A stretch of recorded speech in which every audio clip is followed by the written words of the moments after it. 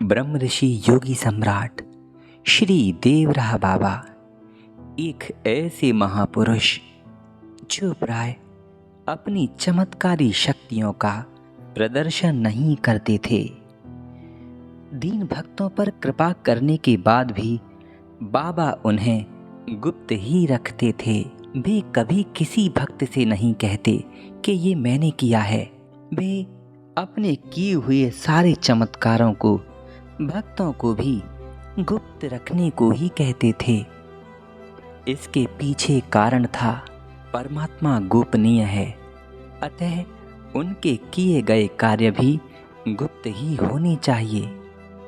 श्री देवराह बाबा कहते, बच्चा, संतों के महात्माओं के किए गए कार्य तो ईश्वर के हृदय में अपने आप छप जाते हैं। वास्तव में संतों को प्रचार और प्रसार से दूर ही रहना चाहिए, तभी वे शांति से भगवत भजन और अपनी तपस्या अनवरत कर सकते हैं। मनुष्यों की भीड़ बढ़ेगी तो उनकी तपस्या में विघ्न पहुंचेगा। इसीलिए प्राय श्री देवराह बाबा भीड़ भाड़ से बहुत दूर एकांत जंगल में अथवा सुनसान नदी के किनारे वास किया करते थे। ये घटना श्री बड़े महाराज जी द्वारा बताई गई है। एक बार श्री देवराह बाबा की मचान की सेवा में श्री बड़े महाराज जी थे। तब बाबा ने अकस्मात बोलना शुरू किया, बच्चा, मैं सरयू नदी के 1.5 हाथ गहरे जल में बैठा था। मेरे शरीर पर कोई वस्त्र नहीं था। मैं ऐसे ही रहता था बच्चा। जल मार्ग से ही मैं उस क्षेत्र में पहुंचा और वहां के लोगों ने उस समय से पहले मुझे कभी नहीं देखा था। श्री महाराज जी ने कहा, जी सरकार। थोड़ी देर रुककर बाबा ने फिर दोहराया, नाई बचवा, उस समय मुझे वहां कोनो व्यक्ति ना ही जानत रहा। किनारे पर धीरे धीरे काफी लोग इकट्ठे हो गए। उनमें से कुछ लोग बाबा से प्रार्थना करना शुरू किए। वे बोले, बाबा, हम लोग सूखे के कारण वर्षा पानी के अभाव में भूखों मर रहे हैं। आप दया करें, हम मर जाएंगे बाबा, हमें बचाइए। तब बाबा ने कहा, देखो, मैं नदी में, पहाड़ पर, पेड़ पर रहता हूँ। जनविहीन जगह ही मुझे पसंद है। अतः तुम मेरे लिए एक 7 हाथ ऊंचा मंच तैयार कर दो और उस पर एक कुटिया बना दो।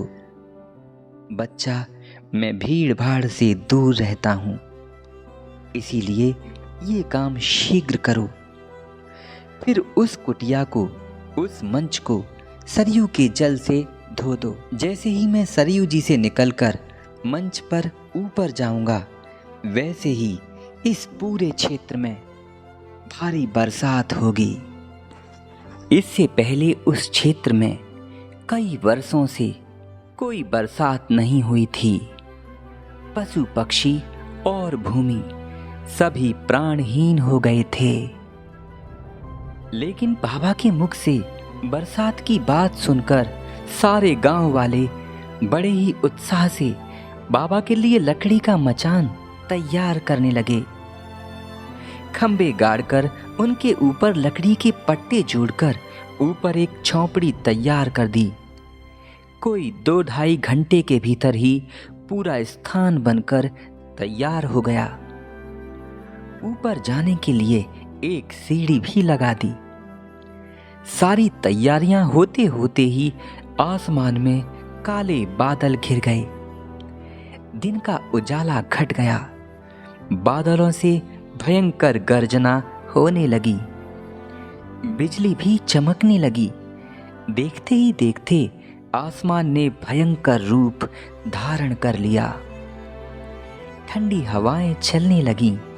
गांव वालों की प्रसन्नता का कोई ठिकाना नहीं रहा। बाबा के लिए प्राय एक छोटा संकल्प ही था। जैसे ही श्री बाबा की झोंपड़ी तैयार हुई, भयंकर बरसात चालू हो गई। गांव वाले प्रसन्नता से उत्साहित होकर नाचने लगे। आप समझ सकते हैं क्या दृश्य रहा होगा, आनंद और उत्साह का। जिन गांव वालों ने कई सालों से बरसात देखी ना हो, अचानक उनके यहाँ कंकर पानी पड़ने लगे। ये सब का सब श्री देवराह बाबा का ही किया था और इसके प्रत्यक्षदर्शी वे गांव वाले थे। वो गांव कोई और नहीं, देवरिया का था। तभी से बाबा का नाम देव बाबा पड़ गया। राधे राधे मित्रों, कैसा लगा आपका ये वीडियो? आगे का पार्ट देखने के लिए चैनल को सब्सक्राइब कर लीजिए, क्योंकि आगे वाला पार्ट बहुत अधिक एक्साइटेड होने वाला है, जो आपको अगले वीडियो में देखने को मिलेगा। धन्यवाद।